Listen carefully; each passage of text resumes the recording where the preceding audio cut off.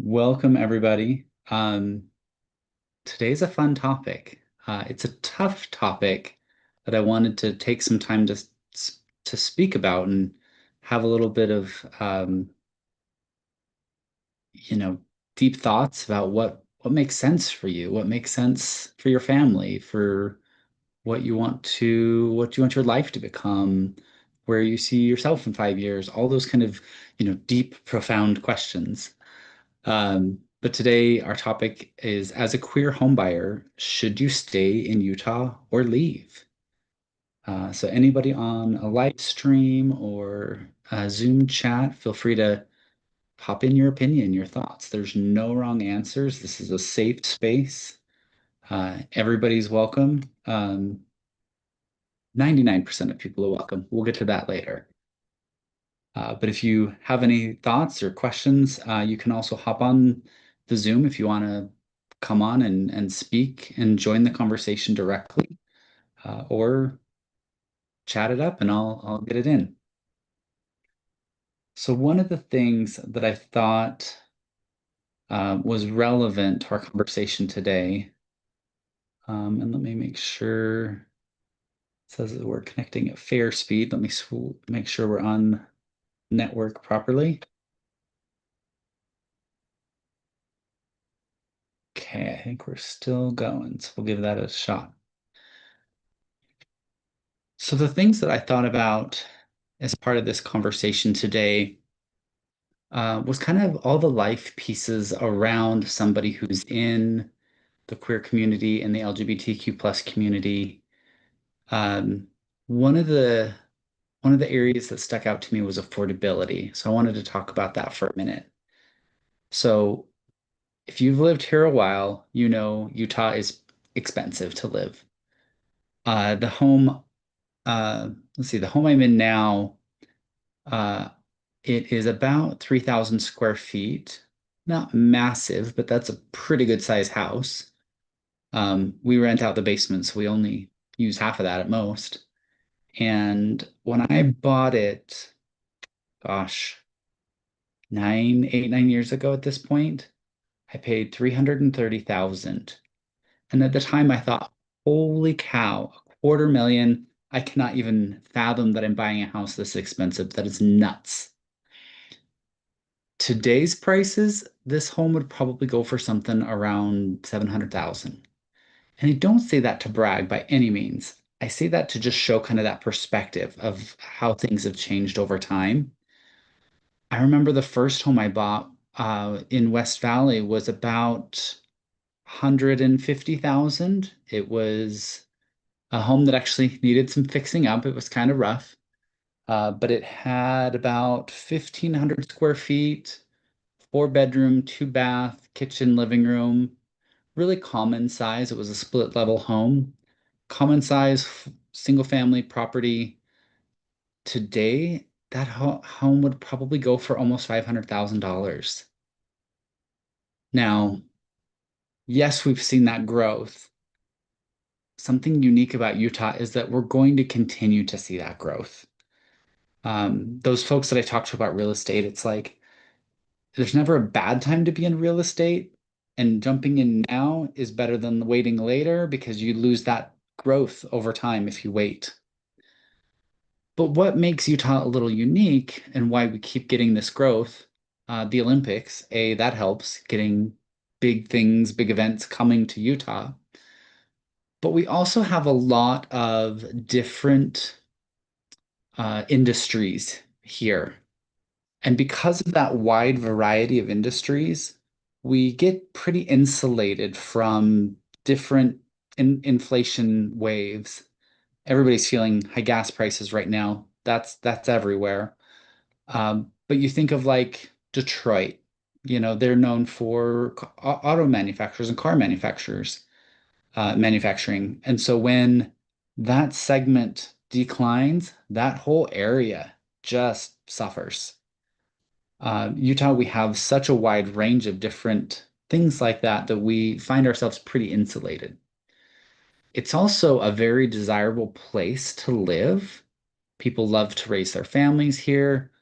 People love all of the environment. mountains, lakes, salt flats, desert, everything that's within pretty close proximity. So a lot of outdoor enthusiasts really love Utah. So those things just keep bringing more and more people to Utah. And then we see supply and demand with housing, and it just continues to grow in price. Now, a couple stats about Utah when we talk about the queer community. Um, Utah ranks 15th in all of the US states for their LGBTQ plus population. So that's not bad. That's actually on the higher side. Now, Salt Lake City specifically is like a metropolitan area, so like the Salt Lake City Valley, it actually ranks seventh for like the percentage of LGBTQ plus folks in that area. That's even higher. Um, we think of places that there's big gay populations like San Francisco, New York, um, different places like that, Miami, Orlando for Disney World. Um, but Utah's right up there with those large populations. Now, obviously, the difference is that we are still a smaller population than some of those areas. I think Manhattan alone in New York, I think is around 8 million people on that little strip of land, whereas I think most of Utah, I think is around 5 million, and I think about 3 million in like the Salt Lake area. So we're vastly spread out compared to somewhere like that, and half as big. Affordability, it's a tough one. What I will say, a lot of, especially in the queer community, we get to choose our own family. What that enables us to do is that we don't have to necessarily buy a home with a spouse, with a lover. We can buy a home with some chosen family, some friends, um, live with each other, those types of things that a lot of non-queer folks have a harder time doing. Um, Doing that allows you to take a home and afford that payment so much more and kind of share that wealth with everybody as that, equity and value continues to grow over time. So there's a lot of different house hacking ways and things to think about that I think make a difference in the queer community. I want to talk about politics for a minute. This feels like it's going to be a little bit of a downer, so let's get it over with. Uh, I feel like our Utah legislation is not pro LGBTQ plus at all. And everything I share here today, I don't want this to be my intention to sway you one way or another. I think only you can answer that question truly for yourself and evaluate that of is it the right decision to stay or is it the right decision to leave? No judgment either way, whatever that decision is. But I also wanted to share a little bit about my decision of what's brought me here. So we've had, as far as legislation goes, we've had some transgender bathroom bills. Those are, you know, lovely. And why are we wasting our time on stupid things, in my opinion? We've also had Harvey Milk Boulevard attempted to be renamed to somebody who was the opposite and very anti-LGBT. Um, this is the things that our legislation is focused on. Whether it's religious backed, whether it's political party backed, tons of different reasons of why. Um, but Utah's not unique with that. We do see that in a lot of other places around the country. Um, if we compare to some places like California, San Francisco, obviously, these things would almost never even be a question or even come up. But a lot of other states do have these things that they're battling still. What keeps me motivated to live here and enjoy living here is all the community support that kind of backs against the legislation. Um, whether it's governor, senator, house, whatever it is, we've got a lot of different organizations, like Equality Utah as example. They're out there kind of fighting the fight. Um, we have the HRC, ALCU of Utah, a lot of these organizations that are, more legally focused, challenging, getting involved in politics, to say like, nope, you can think that that's the right decision to rename Harvey Milk Boulevard or to waste our time talking about bathrooms. But nope, that's not appropriate. We're not going to do that. We're going to fight you back. So for me, having those organizations pushing back helps me like feel empowered as a Utahn, that we're not just, taking whatever the legislation's handing out. We're being involved and we're telling them, you are our representative and you need to do what we're asking and telling you to do. Now, when we think of community, kind of along those same lines, this is one that really keeps me living here in Utah. I've gotten involved with like the LGBTQ plus Chamber of Commerce. I've gotten involved with Project Rainbow. And just to see the community come together for certain things, it it is just reassuring that like there are so many people here that think the same way, that feel the same way, that have the same values. That gives me a lot of comfort knowing that like I'm not the only one. Even sometimes it feels like you're the only one when legislation's happening or whatever else. But there's so many more people here that kind of have your back, I guess is a good way to think about it. Some of the other organizations that I like, support, and think are out there really helping build the community. The Utah Pride Center. We just had the Utah Pride parade. We had the festival. That's all put on by the Utah Pride Center. We have Encircle. They are they're an organization built on like supporting families, so, kind of being a safe space for a lot of people. They have Encircle houses is what they call them.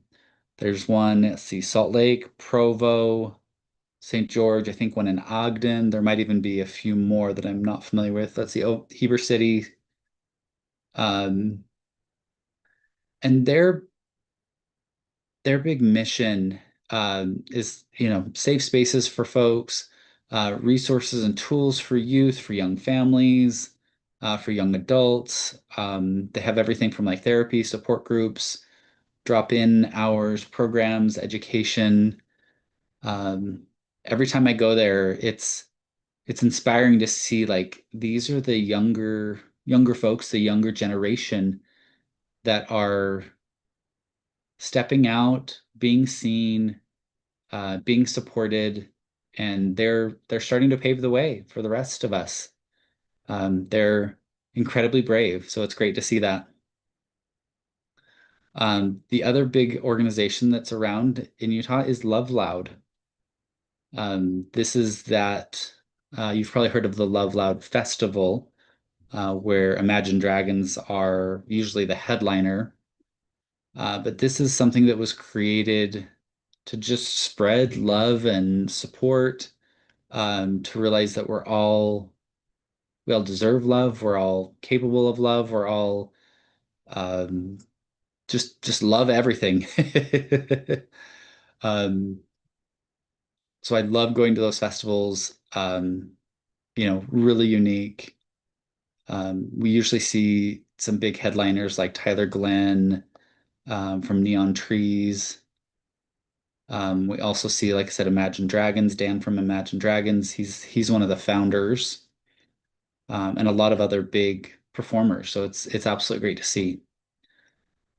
So I think for me, community, although they're, bigger cities might have a different feel. I remember like going to World Pride in New York, and just thinking this was so massive and huge, like blocks and blocks and blocks of a parade route, um, just the hugest event ever, and the population there to support that.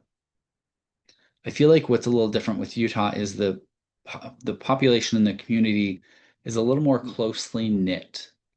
So like in New York, so many people. How do you know everybody? You may know five people in that whole strip. Whereas here, I go to events and I'm like, oh yeah, I know that person, I know that person, I know that person, I know that person, I know that person. Um, so I think bigger cities have a different feel. I like the kind of smaller community feel that we have here in Utah. And yeah, all those folks coming together to support each other, that makes a big difference for me. When we think of safety, um, Utah's kind of divided into a couple population areas. We've got the Wasatch Front, which is pretty much Ogden down to Santaquin, kind of that Utah Valley, Salt Lake Valley, Ogden Valley. And then we've also got some kind of a little more rural areas like Park City, Heber, Midway. We've got Southern Utah, St. George, there's a big population there. And then throughout the middle of the state, there's not too much. There's Moab, there's Richfield, there's a couple small, little bit bigger areas, but we're not talking millions of people. Millions of people are Wasatch Front. We might hit a million with Park City and everywhere up in the mountains, and then down in St. George, that is absolutely booming. But Salt Lake and Park City areas are the biggest welcoming and kind of safe spaces for queer folks in Utah. More rural areas seem to be less so. Um, I remember I grew up in Provo, and when I had to move down to St. George with family. I was still, 16. I was living with family. Um, didn't have the best time in St. George, 20 years ago. It was as I was coming out, that wasn't necessarily the funnest place to come out. I got back to up here, Utah County, Salt Lake County, pretty much as quick as I could, um, and have felt great here. I I don't find as I'm walking around that I am looking over my shoulder if I'm holding my husband's hand, or that I'm nervous that somebody's going to do something. Um, Obviously, it's good to be a little vigilant and just aware of your surroundings. I think that's something, unfortunately, all us queer folks do and are aware of, where other people don't have to do that. Um, but I never feel fearful in Salt Lake or even Utah County. Um, Nothing against the Ogden Valley, just not up there very often, so I couldn't say. Um, yeah, I think those are big things. Obviously, we see stuff on the news. Stuff will happen periodically. Um, just as we talked about queer folks, we have to be aware of where we're at, what's going on, and uh, where to make sure that we're safe. Now, kind of being on a little bit of a negative note, and what I mentioned earlier about why I say 99% of the folks are welcome to be here today. Um, I I enjoy creating safe spaces for queer folks. As I advertised this event today on social media, um, a lot of you probably saw a post that had a little heading with the title, my photo, we're on Zoom, my logo, and uh, putting that out as an advertisement, put it in front of thousands of people, kind of in this Utah area. And going forward, I'm going to be turning comments off on the actual like advertisement piece because I got probably at least five pretty shitty comments that were pretty anti-LGBT, not favorable at all. And that was me just advertising an event. Um, so I feel like when I see stuff like that, it gives me a little bit of fire that like I want to push back. I want to keep growing our community. Um,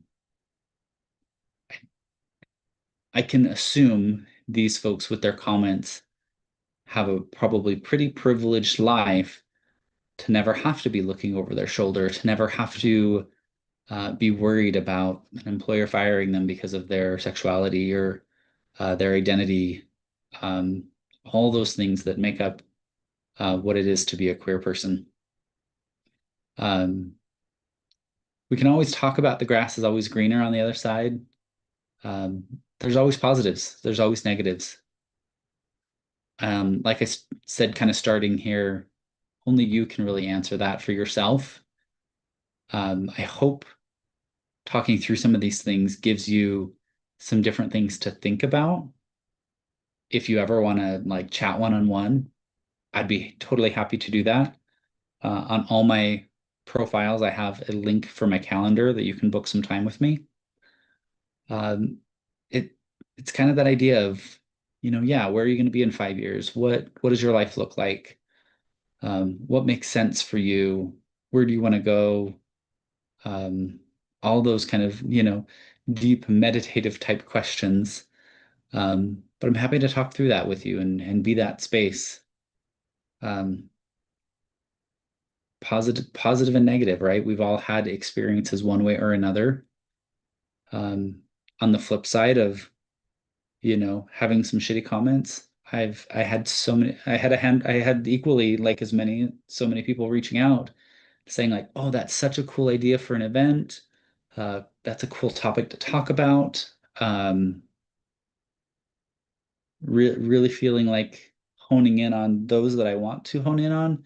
It's making a difference in holding space for those folks, including myself. I always forget to include myself. Let's see if we've got any questions in the chat or any other thoughts that people are bringing up.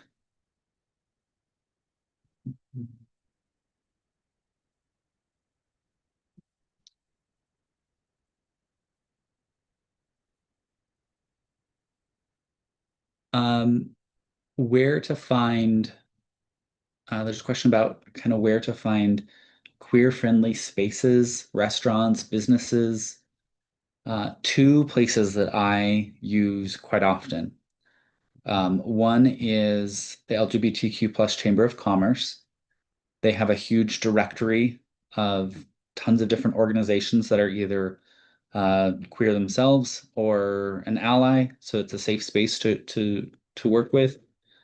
There's also the Everywhere is Queer app. That started in Portland and it has gone worldwide. There's a bunch of businesses in the Salt Lake Valley that are on there. There's also a few other places like Q Salt Lake has a listing of different businesses. The Pride Center, I looked today, has a list of different businesses there. So almost anything you need, you can find. I've also put together in my kind of own directory for real estate of which companies are safe and ally friendly to work with. If you need somebody to come into your home and remodel your bathroom, they're going to be there for a minute. So you want to make sure that is a safe space. Um, if you ever need a referral for something like that, reach out. Happy to to share what I found. And if not, I've got a good network to find something if it's pretty unique that I don't already have it. Okay, I think that's all our questions for today. Super fun having you all here. Like I said, don't be a stranger. Feel free to reach out if there's any questions, anything I can help with, even just conversation, coffee and chat. Got some tea today. Um, but happy Pride Month. Enjoy your weekend, and we'll talk soon.